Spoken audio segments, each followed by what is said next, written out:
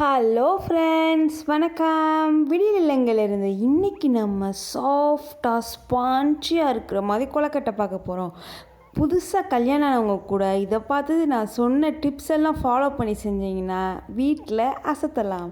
வாங்க ரெசிபிக்குள்ளே போகலாம். அதுக்கு முன்னாடி நம்ம சேனலை சப்ஸ்கிரைப் பண்ணாதவங்க சப்ஸ்கிரைப் பண்ணிக்கோங்க. அப்போ தான் அடுத்தடுத்து போடுற வீடியோ வரும். 1 கப் மாவுக்கு 1 கப் தண்ணி ஊற்றி கொஞ்சோண்டு நெய் போட்டு உப்பு போட்டு கொதி வந்த உடனே அந்த கப்பில் இருக்கிற மாவை பாதி போட்டு நல்லா கிண்டிட்டு அடுத்து பாதி போட்டு பொறுமையான தீயில கிண்டுங்க. இப்படி நல்லா கிண்டிட்டு எல்லாம் ஒன்று சேர்ந்து வந்த உடனே அடுப்பை ஆஃப் பண்ணிடுங்க. ஆஃப் பண்ணிவிட்டு எல்லா மாவும் அந்த 1 கப் தண்ணியிலே கரெக்டாக இருக்கும். எக்ஸ்ட்ரா தண்ணி ஊற்றவே வேணாம். எந்த அரிசியாக இருந்தாலும் சரி. நான் இன்றைக்கி வீட்டில் அரைச்ச மாவில் தான் செஞ்சுருக்கேன். நீங்கள் பேக்கெட்டில் வாங்குகிற மாவும் இதே ப்ரொசீஜரில் செய்யுங்க. இது மாதிரி ஒரு 2 நிமிஷம் ஆஃப் பண்ணிவிட்டு நல்லா கிண்டிங்கன்னா எல்லாமே ஒன்று சேர்ந்து வந்துடும். இப்படி நல்லா ப்ரெஸ் பண்ணி நல்லா கொலக்கட்டை பிடிக்கிற மாதிரி இப்படி வந்துடும். அடுத்து நம்ம ஒரு பிளேட்டில் ட்ரான்ஸ்ஃபர் பண்ணிவிட்டு அதை நல்லா பிசைஞ்சு கொடுங்க.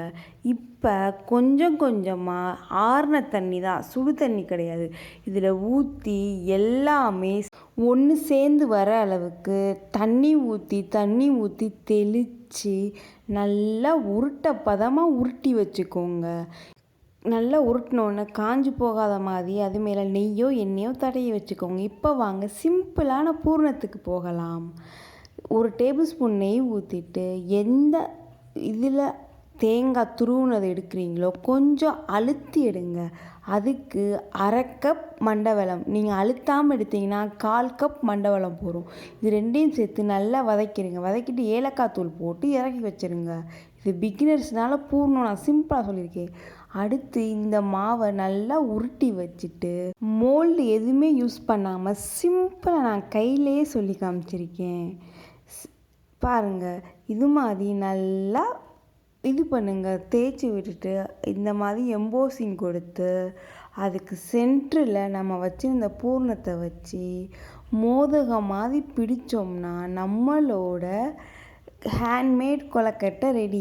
நான் இதில் 2 டிசைனுமே கையில் தான் செஞ்சு காமிச்சிருக்கேன். ஏன்னா இப்போ புதுசாக கல்யாணம் சப்போஸ் அச்சு இல்லைன்னா நம்ம கையிலையே செய்கிற மாதிரி தான் சொல்லி கொடுத்துருக்கேன். இங்கே பாருங்கள், திருப்பி ஒன்று செஞ்சு காமிக்கிறேன் பொறுமையாக. இது மாதிரியே எல்லாத்தையும் நசுக்கிடுங்க.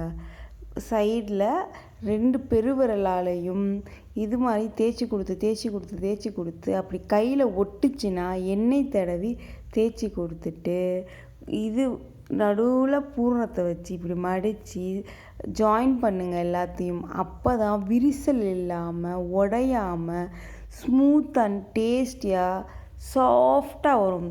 இது மாதிரி எம்போசிங் கொடுத்துக்கோங்க. பெருவரில் வச்சு அழகாக டிசைனாக இருக்கும். பார்க்கவும் அழகாக இருக்கும். அதை பார்க்கும்போது நமக்கு நம்பிக்கை, இந்த கை இப்படி மடிப்பும் பாருங்கள், அந்த மாதிரி ஷேப்பில் கிடைக்கும். இதே மாதிரி தான் பொறுமையாக எல்லா கொலக்கட்டை மாவையும் செஞ்சுருங்க. மோல்டே தேவையில்லை. இது மாதிரி விரிசல் வந்தால் நீங்கள் அமுக்கி விட்டாலே கரெக்டாக இருக்கும். திருப்பி ஒன்று இதை பண்ணியிருக்கேன் பாருங்கள்.